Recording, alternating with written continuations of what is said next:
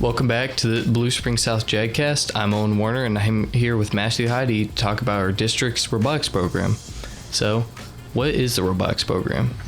Well, our district has a robotics team that we compete with, and that consists of students from Blue Springs High School, Blue Springs South High School, and the CIC as well.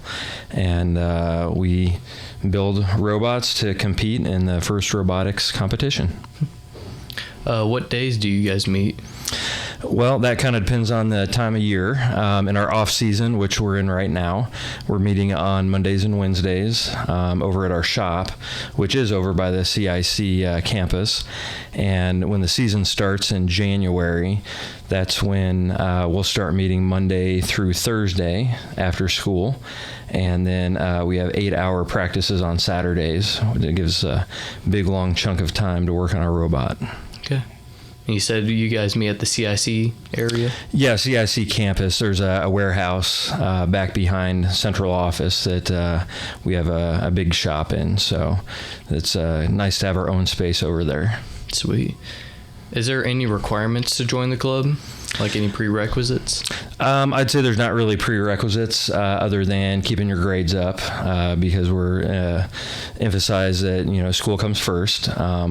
But anybody can join. Other than that, if you have an interest in robotics, you will find something for you to do. And so that's really it. Having an interest and being willing to do things and being enthusiastic. That's what we're looking for. We'll teach you everything else. Okay. What are the different roles that people play, like, in the team? So we have builders for the robot, we have programmers for the robot, and we have people that work on like public relations, and they will go out and talk to the community. They'll talk to other teams at competitions. They'll set up fundraisers. Actually, we just had a big fundraiser last night, and then we have a lot of other things like scouting, at competitions that need to be done, and we have people that need to build field elements for us to practice on. So there's a lot of things that to do at practice, even though there's only one robot ultimately, and there's only so many hands that can be on that. There's still a lot to do and a lot of ways to be involved. So those are kind of the main teams, I think. Speaking of the robot, what is the development process like from actually beginning to build it to going to competitions? So it can get kind of intense, but yeah, the first weekend in January, we find out what our game is for that year. And so in 2025, I think it's January 8th maybe, that can't be the first Saturday, whatever the first Saturday in January is. I think it's January 4th actually.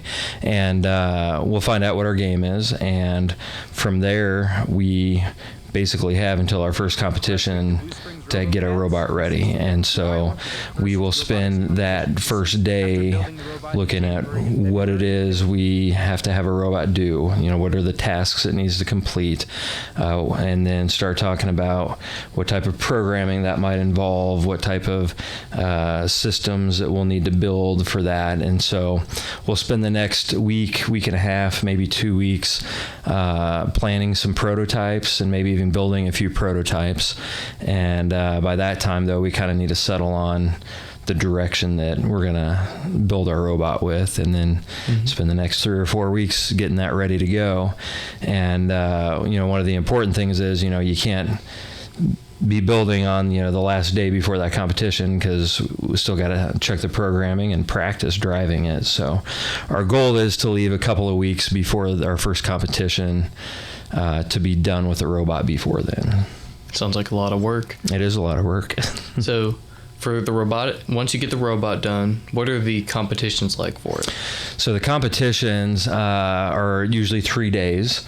And that first day is mostly spent getting our robot tuned up and set set up with a field. The field has like its own Wi-Fi network that our robot has to communicate with. And so that first day is spent getting all that kind of those details set up.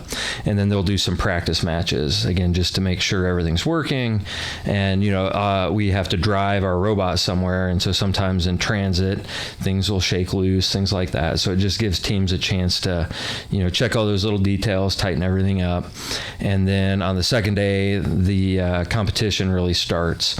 And then it becomes kind of like a 3-on-3 basketball tournament, if you will, except there are robots out there, and we don't know exactly what we'll be doing until January, but you switch teams every time you go out to play. So in a competition, there might be 40 or 50 other schools there, and you get a chance to rotate through with all of them through that second day and then the beginning of the third day.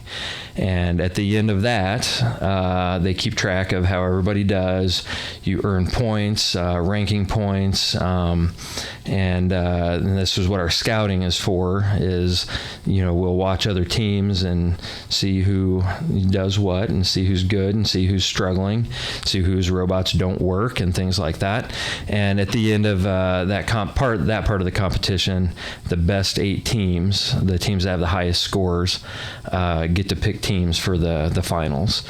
And so and then you don't switch teams anymore. So that's really kind of the moment of truth to see if you move on, because that's only 24 schools that move on out of the 40 or so, which sounds like a lot, but it's not really. When you get down to it, there's a lot of schools that get left out, and then from there it becomes a double elimination tournament, and so it's nice to come out on top of that, because if you win that, you get to go to the world competition in Houston. So for all these competitions, like local and national and worlds, are they in specific locations every year, or do they change up?